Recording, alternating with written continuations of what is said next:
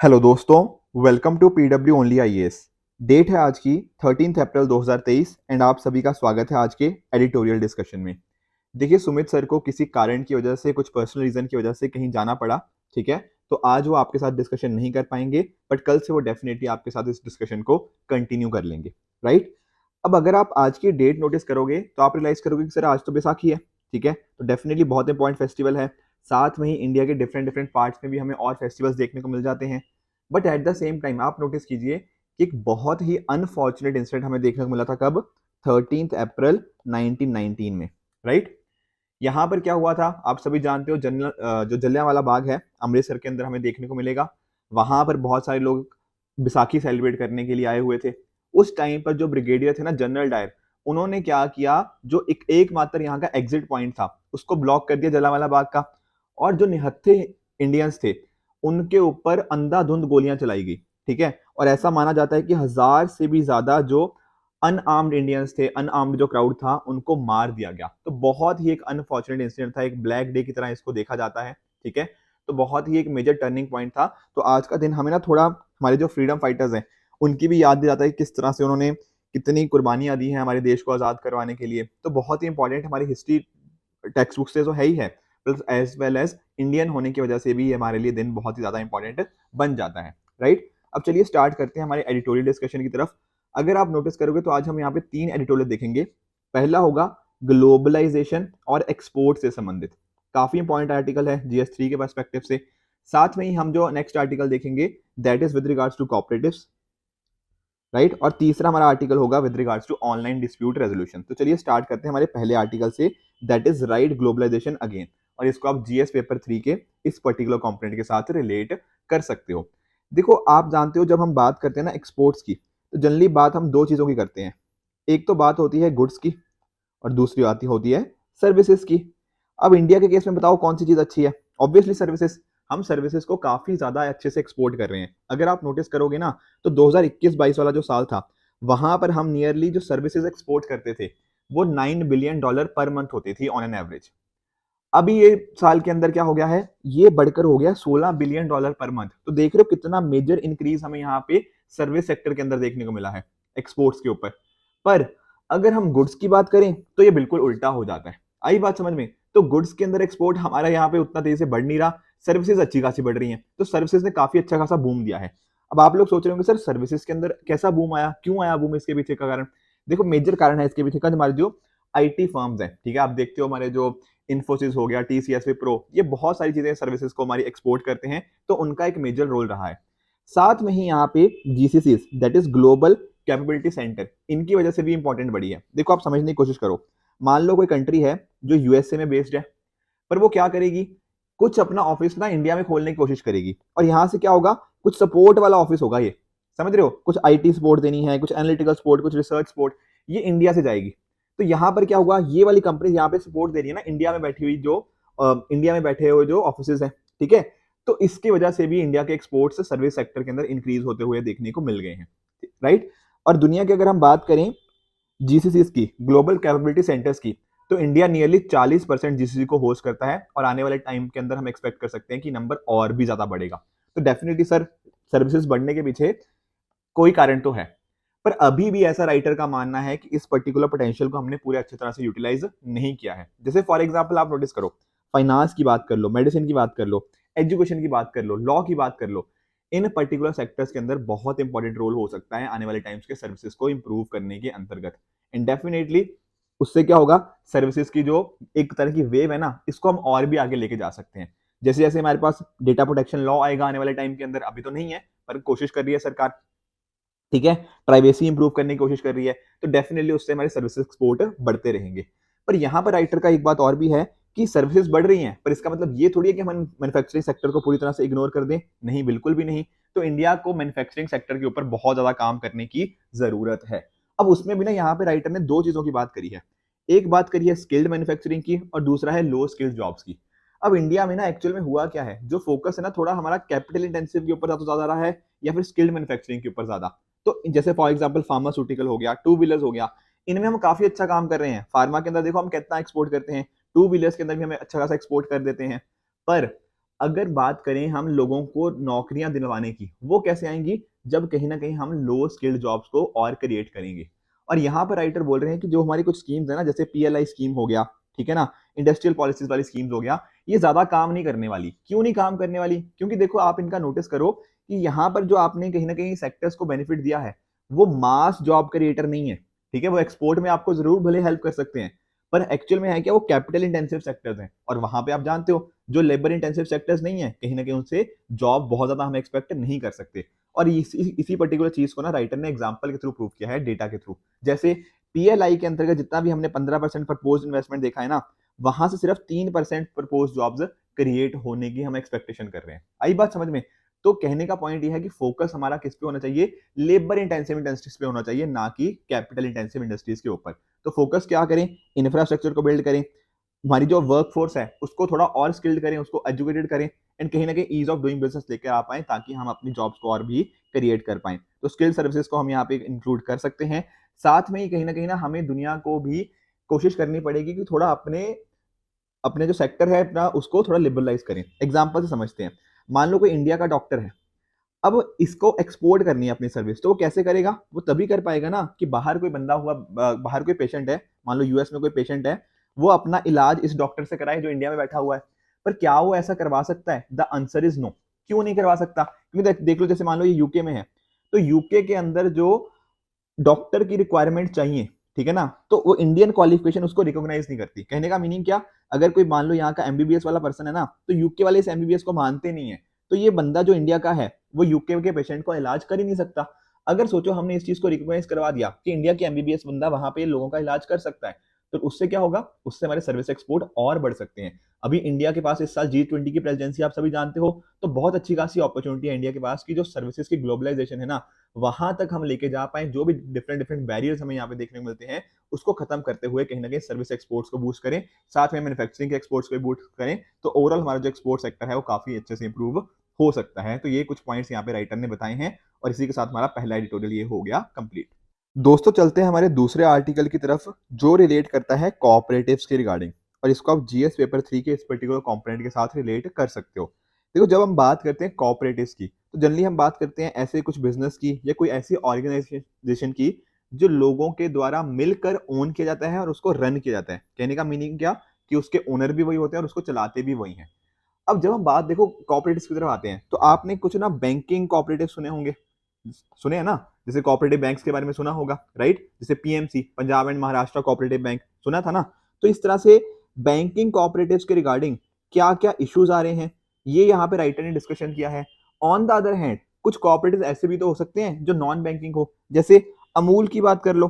ठीक है, कल हमने अमूल का डिस्कशन भी किया था, तो ये भी तो एक कोऑपरेटिव हुआ ना। यहाँ पर लोग मिलकर ही तो कहीं ना कहीं काम चला रहे हैं। तो यहाँ पर इस तरह के जो नॉन बैंकिंग वाले हमें या नॉन फाइनेंशियल कोऑपरेटिव देखने को मिल जाते हैं, ये क्या अच्छा कर रहे हैं, कैसे इनके रिगार्डिंग इंप्रूवमेंट करी जा सकती है, ये सारी बातें कोऑपरेटिव्स के रिगार्डिंग राइटर ने यहाँ पे करी हैं। तो चलिए इस पर्टिकुलर आर्टिकल को भी हम अच्छे से देख लेते हैं। देखो, यहाँ पे बात कर रहे हैं राइटर की जो कोऑपरेटिव मूवमेंट है ना, वो बहुत लंबे टाइम से चली आ रही है। जैसे जैसे इंडिया की इंडिपेंडेंस हमें देखने को मिली, उसी तरह से हमें इन कोऑपरेटिव मूवमेंट उस टाइम से ही लोगों की तरफ से देखने को मिल जाती है, जहां उनके द्वारा अच्छा खासा पार्टिसिपेशन हमें देखने को मिलता है।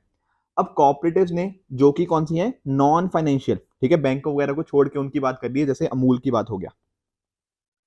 अब इस तरह के कॉपरेटिव्स ने बहुत अच्छा काम किया है। कैसे?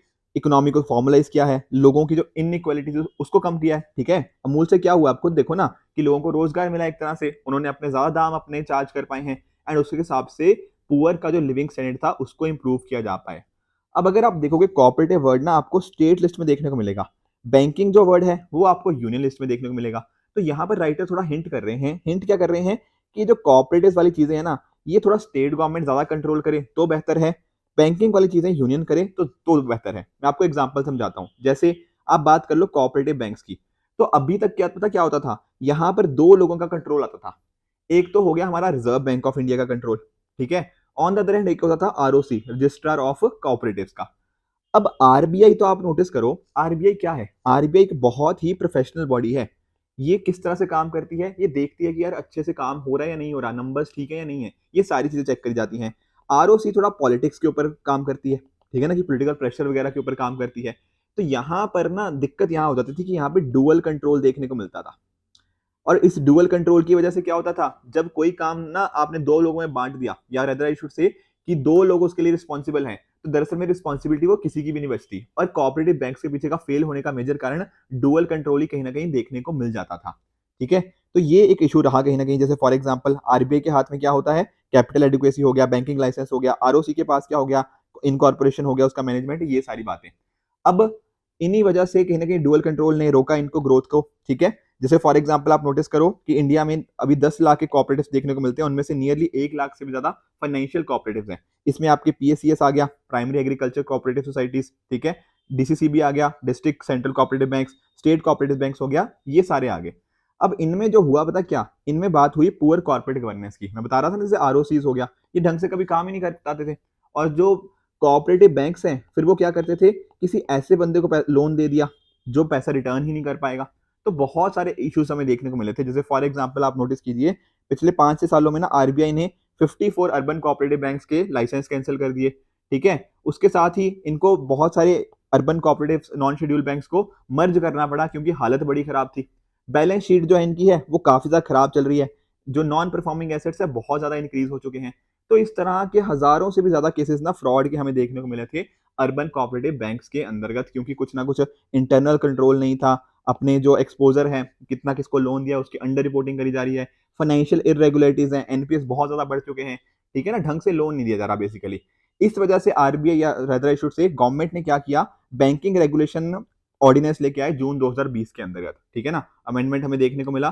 तो यहाँ पर क्या बात करिए ना, यहाँ पर इन्होंने जो अर्बन कोऑपरेटिव्स थे, वहां पर रिजर्व बैंक ऑफ इंडिया की पावर्स को काफी ज्यादा इंक्रीज कर दिया। जैसे फॉर एग्जांपल आरबीआई सुपरसीड कर सकता है बोर्ड ऑफ डायरेक्टर्स को। ठीक है, जो मैनेजिंग डायरेक्टर होंगे, एमडी होंगे, उनको ना ढंग से चूज किया जाएगा। ऐसे नहीं कि पॉलिटिकल कोई अपना बंदा ही बिठाए जा रहे हैं। ठीक है, कई बार होता है ना कि मंत्री अपने बंदे को ही कहीं ना कहीं एमडी वगैरह बना देते हैं। ये चीज नहीं होगी। अगर वो बंदा फिट है, ठीक है ना, तब उसको यहाँ पे एमडी बनाया जाएगा, अदरवाइज नहीं बनाया जाएगा। उसके साथ ही मॉरिटोरियम, मॉरिटोरियम मतलब एक तरह के कई बार रोक लगा देती है ना आरबीआई कि बस इससे ज्यादा पैसा नहीं निकाल सकते, तो मॉरिटोरियम लगाए बिना भी उसका अमेलगमेशन हो जा सकता है। साथ में ही बैंक्स के अंदर गवर्नेंस को कैसे इंप्रूव करें, कहीं ना कहीं लोगों के अंदर वो गलत लोगों को लोन ना दें, अपने अंदर प्रॉपर रेगुलेशंस लेकर आए। ये सारी बातें आरबीआई के अंतर्गत, आरबीआई को ज्यादा पावर इसके रिगार्डिंग दी गई थी, और इस पर्टिकुलर चीज ने हेल्प करा है कि आज वो डुअल कंट्रोल वाला इशू था ना, उसको काफी हद तक रिजॉल्व करने के अंदर यहाँ पे बात करी गई है। ठीक है, अब अगर आप, जो मैं स्टार्टिंग में बता रहा था ना, स्टेट लिस्ट और यूनियन लिस्ट की, तो अगर आप नोटिस करो कि कोऑपरेटिव सोसाइटी को खोलना, रेगुलेट करना, वाइंड अप, ये स्टेट सब्जेक्ट है। इस वजह से क्या हुआ, बहुत सारे लोगों ने ना इस आरबीआई सर्कुलर को चैलेंज किया कि भैया ये सेंट्रल गवर्नमेंट कैसे ये पर्टिकुलर चीज लेके आ गई, ठीक है, ये तो स्टेट गवर्नमेंट के पास होना चाहिए था। तो डिफरेंट डिफरेंट हाई कोर्ट्स के अंदर ये चीज चलती हुई हमें देखने को मिल रही है। अब यहां पर उसी के साथ जो हमारा सेंट्रल गवर्नमेंट है, वो एक और बिल भी लेके आया है। क्या बिल है, multi state cooperative society act 2002, इसको अमेंड कर रहा है बेसिकली। ठीक है ना, तो इसके अमेंडमेंट के रिगार्डिंग भी बिल है। तो अभी ये बिल काफी एडवांस स्टेजेस के ऊपर है, क्योंकि ज्वाइंट पार्लियामेंट्री कमेटी ने अपनी रिपोर्ट भी दे दी है इसके रिगार्डिंग। तो यहाँ पर भी इस बिल के अंदर अगर आप नोटिस करोगे ना, तो सेंट्रल गवर्नमेंट की पता क्या कोशिश है, सेंट्रल गवर्नमेंट की यही कोशिश है कि जो ये अर्बन कोऑपरेटिव बैंक जिनकी हालत बड़ी ज्यादा खराब है ना, इनको कहीं ना कहीं इनकी हालत को थोड़ा ठीक करें। जैसे फॉर एग्जाम्पल हो सकता है कि इनके लिए एक तरह का हम अलग से फंड बना दें।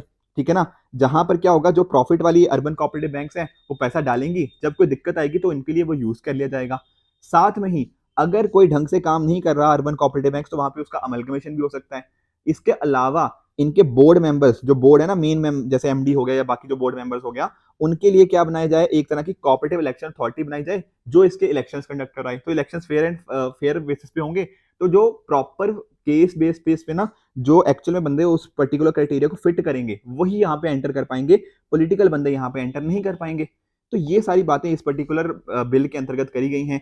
साथ में कोई शिकायतें होती हैं तो उसके लिए ऑम्बुड्समैन भी क्रिएट किया जा पाए, गवर्नमेंट की शेयर होल्डिंग कितनी होनी चाहिए उसके ऊपर भी रिस्ट्रिक्शन लगाई जाए। तो ये सारी बातें कहीं ना कहीं सेंट्रल गवर्नमेंट कोशिश कर रही है कि कुछ बदलावों के थ्रू अर्बन कोऑपरेटिव बैंक की सिचुएशन को थोड़ा हम इंप्रूव कर पाए। राइट, अब देखो अगर आप नोटिस करोगे, चाहे अर्बन कोऑपरेटिव बैंक की बात कर लो, चाहे रूरल कोऑपरेटिव बैंक की बात कर लो, इनका डिपॉजिट बेस बहुत ज्यादा है। ठीक है ना, क्योंकि नोटिस करो रूरल कोऑपरेटिव के पास 6 लाख करोड़ हो गया, अर्बन कोऑपरेटिव बैंक के पास 5 लाख करोड़। अब इतना डिपॉजिट इनके पास है, तो कहीं ना कहीं लोगों का पैसा सुरक्षित है या नहीं है, ये क्वेश्चन मार्क उठ जाता है।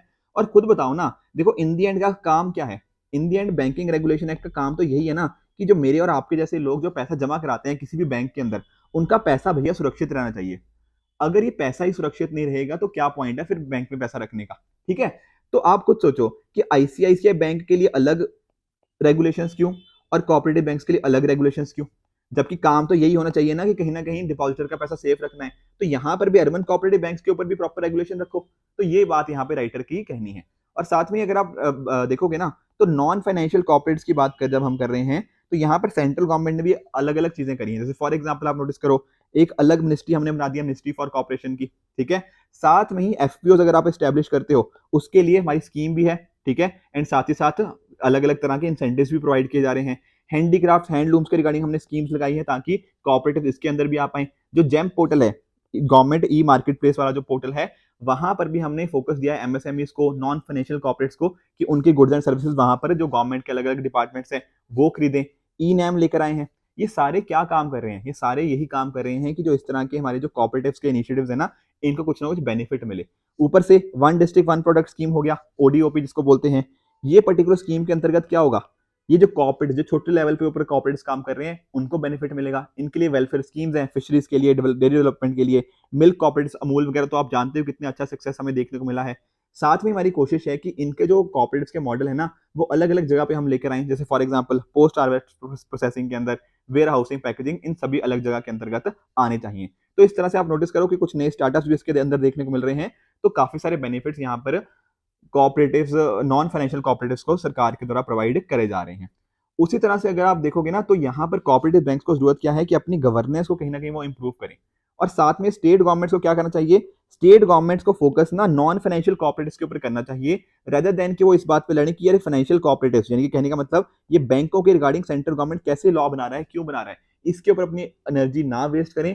फोकस करो नॉन फाइनेंशियल कॉपरेटिव्स के ऊपर, क्योंकि कहीं ना कहीं इन्हीं ने तो इतनी ज्यादा डेवलपमेंट करी है। अमूल का एग्जाम्पल देखा हमने, स्कीम देखी, ओडीओपी देखा। ये सारी चीजों के ऊपर अगर कहीं ना कहीं स्टेट गवर्नमेंट अपना ध्यान अर्जित करे रेदर देन इस चीज के ऊपर कि यार ये बैंकिंग अमेंडमेंट्स कैसे कर दिए, यहाँ पर इनको फोकस नहीं करना चाहिए और नॉन फाइनेंशियल कॉर्पोरेट्स के ऊपर काम करेंगे तो डेफिनेटली हमें लोगों के लिए भी एक अच्छी अपॉर्चुनिटी मिलती है कि वो डेवलप हो पाए, एंड ओवरऑल जो डिपॉजिटर का पैसा है वो भी काफी हद तक सिक्योर रहेगा। तो इस तरह से आप दोनों के बीच में एक बैलेंस बना के चल सकते हो। तो यूनियन लिस्ट वाली चीजें यूनियन लिस्ट में देख ली और स्टेट वाली हमने यहाँ पे स्टेट के द्वारा काम होता हुआ उसमें देख लिया। तो ये हो गया हमारा कॉर्पोरेट्स के रिगार्डिंग दूसरा आर्टिकल। चलते हैं हमारे तीसरे टॉपिक की तरफ, that is India must board the online dispute resolution बस। और इसको आप जीएस पेपर 2 के इस पर्टिकुलर कंपोनेंट के साथ रिलेट कर सकते हो। देखो पहले मैं आपको ना एक आर्बिट्रेशन वर्ड बार बार यूज हुआ है इस पर्टिकुलर आर्टिकल के अंदर, उसका आपको मीनिंग बता देता हूँ। देखो कई बार क्या होता है ना कि दो पार्टीज के बीच में मान लो जैसे कोई डिस्प्यूट हो गया, ठीक है, अब इस जो विवाद हो गया इसको सुलझाए कौन, तो कई बार क्या होता है ना कि एक थर्ड पार्टी को यहाँ पे बुला लिया जाता है। और ये क्या होती है, एक इंडिपेंडेंट होती है थर्ड पार्टी, इम्पार्शियल, एक न्यूट्रल पर्सन को बुला लिया। समझ आया? तो इसी को बोलते हैं क्या, आर्बिट्रेटर। ये दोनों को अच्छे से सुनेगा, फिर कहीं ना कहीं अपना उसके हिसाब से अपना फैसला बताएगा कि क्या सही है क्या गलत है। उसी तरह से हमें एक कॉन्स्टिट्यूशन भी देखने को मिलता है। ठीक है, वो भी हमें थोड़ा सा सिमिलर प्रोसेस ही है। वहां पर क्या करता है ना, वो कोशिश करता है कि एक एक तरह से ना कि कैसे आपस में कम्युनिकेशन इन दोनों पार्टीज के बीच में इंक्रीज करी जा पाए। ठीक है ना, इनके बीच में बहुत ज्यादा विवाद है ना, तो आपस में ये बात करने को रेडी ही नहीं है। तो एक तरह से इनफॉर्मल प्रोसेस होता है जहां पर इनको बात करवाने के अंदर हेल्प करी जाती है कंसिलिएशन के अंतर्गत। अब देखो यहाँ पर राइटर पता क्या बात कर रहे हैं, राइटर ये बात कर रहे हैं कि इंडिया ना आर्बिट्रेशन, इंटरनेशनल आर्बिट्रेशन के मामले में ज्यादा अच्छा नहीं कर पाया, पर अभी भी इंडिया का मौका है ऑनलाइन डिस्प्यूट रेजोल्यूशन के अंतर्गत।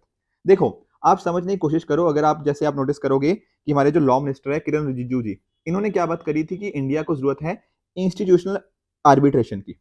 मैं समझाता हूं। अगर आप देखो अब तो ईज ऑफ डूइंग बिजनेस की रिपोर्ट नहीं आती जो वर्ल्ड बैंक पहले रिलीज करता था, पिछले 2-3 साल से नियरली नहीं आई है।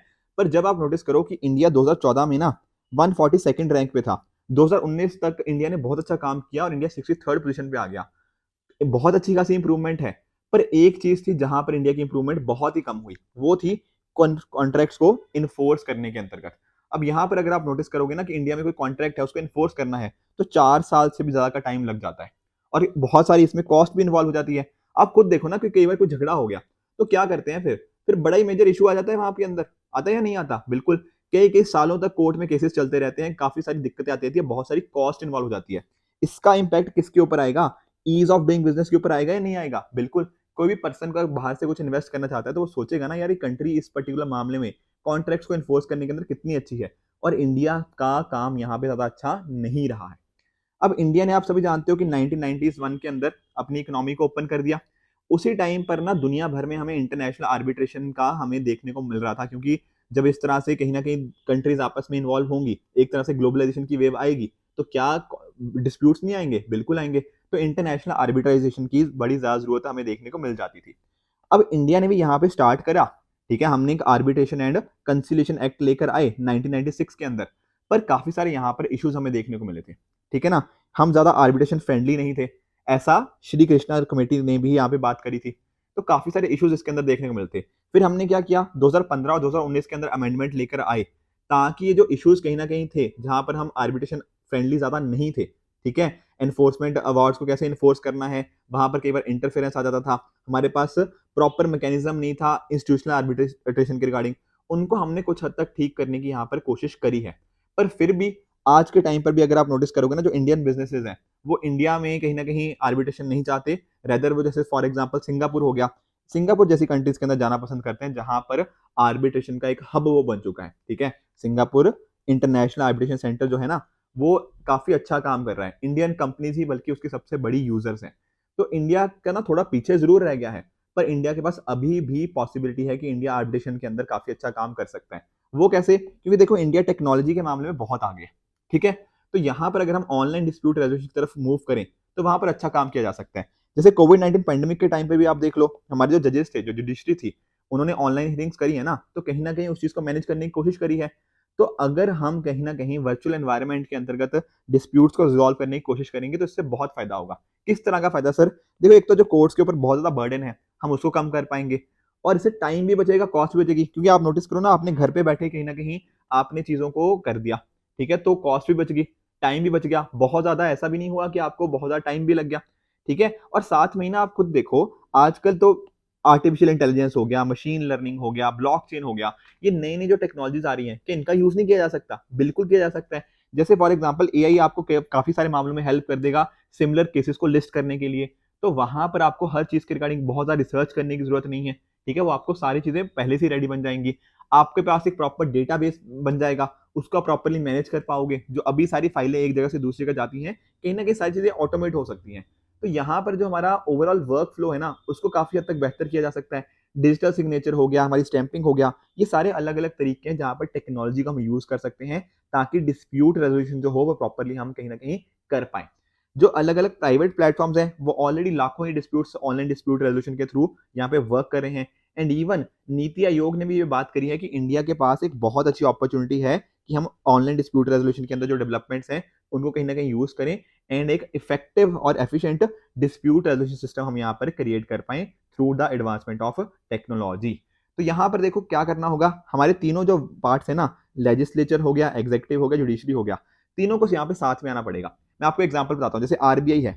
अब आरबीआई के अंदर अगर आपको कोई दिक्कत आती है, आपको कुछ कंप्लेंट करनी है या इस तरह की चीजें करनी है, तो आरबीआई के पास प्रॉपर डिजिटल मैकेनिज्म है, ऑनलाइन यहाँ पे आप डिस्प्यूट आराम से सॉल्व करवा सकते हो। एनपीसीआई, ठीक है ना, जो यूपीआई वगैरह हो गया या इस तरह की कुछ भी आपको शिकायतें होती हैं, सारी चीजें आप ऑनलाइन करा सकते हो। अदरवाइज आप खुद सोचो कि कोई डिस्प्यूट हो गया, पेमेंट के रिगार्डिंग कोई डिस्प्यूट हो गया, तो कितना मुश्किल होता होगा अगर आप फिजिकली जाके उस पर्टिकुलर डिस्प्यूट को सॉल्व करवाना चाहते हो। लगी ना कॉस्ट उसके अंदर, पैसा इन्वॉल्व हुआ ना। पर ये ऑनलाइन डिस्प्यूट रेजोल्यूशन के थ्रू ये सारी चीजें कहीं ना कहीं खत्म हो जा सकती हैं। ये कॉस्ट और जो टाइम इतना ज्यादा वेस्ट हो रहा है, और इतना ज्यादा जो कहीं ना कहीं डेटा को भी हम प्रॉपरली मैनेज नहीं कर पाते, ये सारे इश्यूज को हमने सॉल्व किया है। आरबीआई, एनपीसीआई और ओएनडीसी जो है, open network for digital commerce, इन्होंने बहुत अच्छा काम किया है। इसी तरह से हमारी जो लेजिस्लेचर, एग्जीक्यूटिव और जुडिशरी भी यहाँ पर काम अच्छे से कर सकती है, ताकि ओडीआर को हम एक सक्सेस बना पाए। यहाँ पर राइटर ने 3 प्रॉपर मेजर्स भी सजेस्ट किए हैं। जैसे पहला है कि हमें इसका यूज को इंसेंटिवाइज करना पड़ेगा। जैसे फॉर एग्जांपल कि इसके साथ में अगर आप देखें कि ओडीआर के जो आउटकम्स हैं, ठीक है, ऑनलाइन डिस्प्यूट रेजोल्यूशन के जो आउटकम्स हैं, उनका फास्ट ट्रैकिंग करें, उनका इन्फोर्समेंट हो पाए प्रॉपरली। साथ में ही स्टैंप फीस हो गया या कोर्ट फीस हो गया, स्टैंप ड्यूटी हो गया, इनको या तो कम कर दें या फिर एक को हटा ही दें। तो क्या होगा, लोग सोचेंगे ना, यार यहाँ तो फीस कम है, यहाँ तो स्टैंप ड्यूटी नहीं पे करनी पड़ रही, तो मैं ऑनलाइन डिस्प्यूट रेजोल्यूशन के अंतर्गत जाता हूँ। आई बात समझ में? उसमें टाइम भी कम लग रहा है, मेरी फीस वगैरह भी नहीं पे हो रही, तो डेफिनेटली ओडीआर के अंदर मैं अट्रैक्ट हुआ नहीं हुआ, बिल्कुल। तो इंसेंटिव दिया जा रहा है एक तरह से यहाँ पे। दूसरे के साथ में ही हमें इंफ्रास्ट्रक्चर के ऊपर फोकस करना पड़ेगा, ठीक है ना। अगर मान लो कि हमने बोल तो दिया कि ऑनलाइन डिस्प्यूट रेजोल्यूशन हम करेंगे, पर लोगों के पास इंटरनेट ही नहीं है, लोगों के पास मोबाइल फोन ही नहीं है, या एक तरह से कोई तरीका ही नहीं है जिसके थ्रू वो ऑनलाइन डिस्प्यूट रेजोल्यूशन तक पहुंच पाए। तो ये डिजिटल डिवाइड हो गया, इस तरह के इश्यूज को कहीं ना कहीं हम सॉल्व करना जरूरी है। जैसे फॉर एग्जाम्पल, अगर मान लो हम जो आधार केंद्र होते हैं हर जगह हमें देखने को मिल जाएंगे, उन्हीं को ही अगर हम ओडीआर कियोस्क की तरह यूज करें तो डेफिनेटली उससे क्या होगा, उससे हम ओडीआर को हर गांव हर शहर तक यहाँ पे प्रॉपरली हम पहुंचा सकते हैं। इसी वजह से आप नोटिस कर रहे हो जो ई कोर्ट वाला प्रोजेक्ट है उसको भी हमने 7,000 करोड़ रुपया दिया है, ठीक है ना। तो उसी तरह से ओडीआर के लिए भी एक डेडिकेटेड फंड हमारे पास होना चाहिए, ताकि इसके लिए जो भी खर्चा हो हमारे पास तो प्रॉपरली पैसा उपलब्ध हो।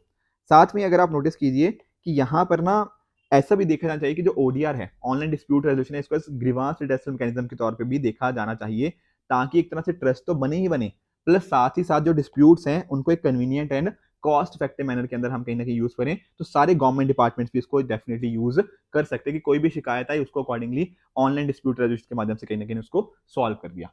डेफिनेटली जो सिंगापुर आज के टाइम पर इंटरनेशनल आर्बिट्रेशन सेंटर का थ्रू बहुत ज्यादा एक इंपॉर्टेंट मेजर हब बना हुआ है, इंडिया भी आने वाले टाइम में उस तरफ अपने कदम लेके जा सकता है, ताकि यहाँ पर जस्टिस फॉर ऑल हो, ठीक है, और सबके फिंगरप्रिंट्स, कहने का मतलब ऑनलाइन है ना, फिंगर टिप्स मतलब उसके थ्रू कहीं ना कहीं कर पाए। तभी ये चीज इंडिया ने भले ही आर्बिट्रेशन हब के केस में इसको बस को मिस कर दिया होगा, पर ऑनलाइन की जो कहीं ना कहीं अभी भी बची हुई है रेस, उसके अंदर इंडिया एक बहुत अच्छा काम कर सकता है। इंडिया भी एक लीडर की तरह यहाँ पे इमर्ज कर सकता है।